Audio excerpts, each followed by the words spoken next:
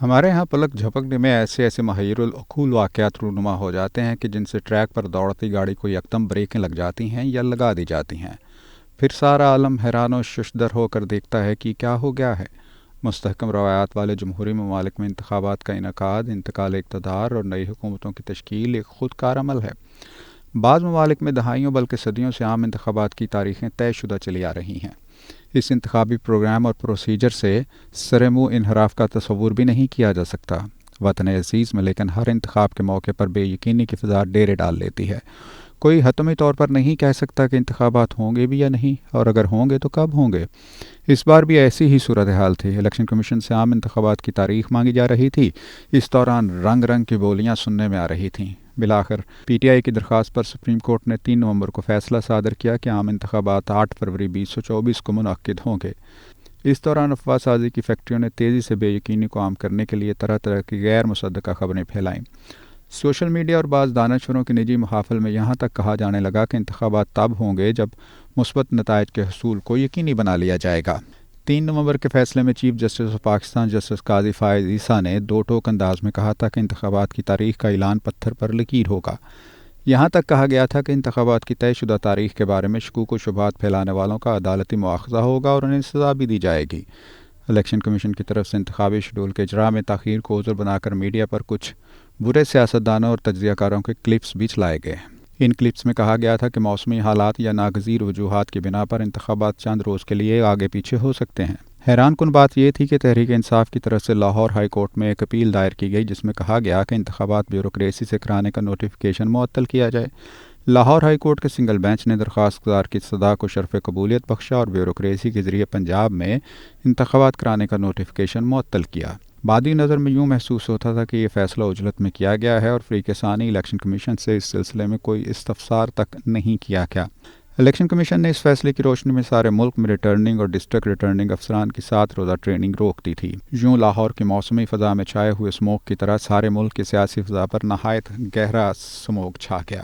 اگر یہ معاملہ روٹین کے مطابق چلتا تو پھر نہ جانے کتنے ہفتوں اور مہینوں کے لیے انتخابات ملتوی ہو جاتے، لیکن جمعۃ المبارک کے روز سپریم کورٹ کے 3 رکنی بینچ نے لاہور ہائی کورٹ کے فیصلے کو معطل کر دیا اور اسے پٹیشن کے حوالے سے مزید کوئی کارروائی کرنے سے روک دیا گیا۔ یوں عدالت عظمیٰ کے دیے گئے فیصلے سے بے یقینی کے سیاہ بادل چھٹ گئے اور ڈیریل ہوتی ہوئی گاڑی ایک بار پھر ٹریک پر آ گئی۔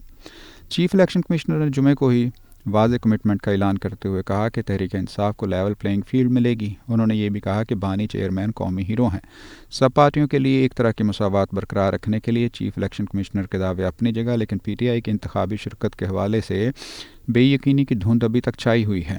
مجھے حیرت یہ ہے کہ چند ہی روز قبل پی ٹی آئی کے کسی سینئر رکن کی طرف سے ایسا بیان سامنے آیا تھا کہ جیسے تیسے بھی حالات ہوئے ہم انتخابات میں ضرور حصہ لیں گے۔ پھر انہوں نے ایسا راستہ کیوں اختیار کیا جس سے الیکشن کے التوا کے بارے میں شدید خدشات اور خطرات پیدا ہو سکتے تھے؟ ہمیں ٹیلی ویژن پر سپریم کورٹ میں جمعۃ المبارک کی شام ہونے والی سماعت کو براہ راست دیکھنے کا اتفاق ہوا۔ مجھے دوران سماعت الیکشن کمیشن کے جواں سال وکیل سجیل سواتی کی تیاری اور پرفارمنس دیکھ کر مسرت ہوئی۔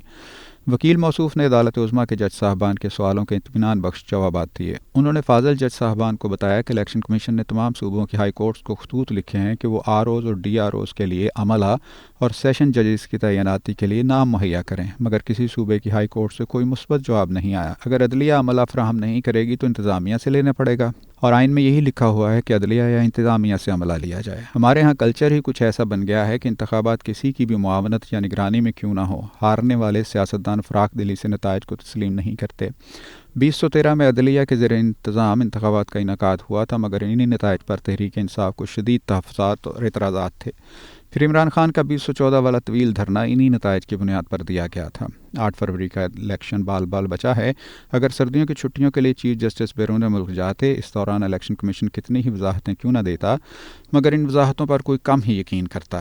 چیف الیکشن کمشنر نے صحافیوں سے غیر رسمی بات چیت کرتے ہوئے کہا کہ سیاستدانوں کے درمیان مفاہمت ہونی چاہیے تاکہ ایک دوسرے کے بارے میں بدگمانیوں کا کلا کما ہو سکے۔ اگرچہ ہماری جملہ مشکلات کا ازالہ محض انتخابات کے انعقاد سے نہ ہو سکے گا، تاہم جمہوریت کا تسلسل ہماری قومی زندگانی کے لیے اتنا ہی ضروری ہے جتنا ہمارے جسم کی صحت مندی اور تر و تازگی کے لیے خون کی گردش۔ اگر دستور میں طے شدہ مدت کے مطابق انتخابات نہ ہوں تو پھر جمہوریت کا شجر مرجھا جاتا ہے۔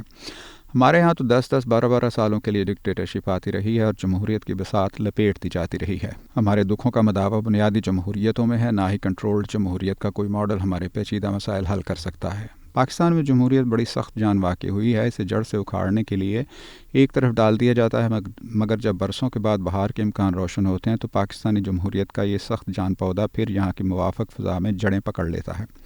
ہمارے سیاستدانوں کو چاہیے کہ اقتدار کے ویٹنگ روم میں ہو یا جیل کی کوٹری میں، انہیں اپنی سیاسی اور شخصی جدوجہد کا ناقدانہ جائزہ لے کر اپنا محاسبہ ضرور کرنا چاہیے۔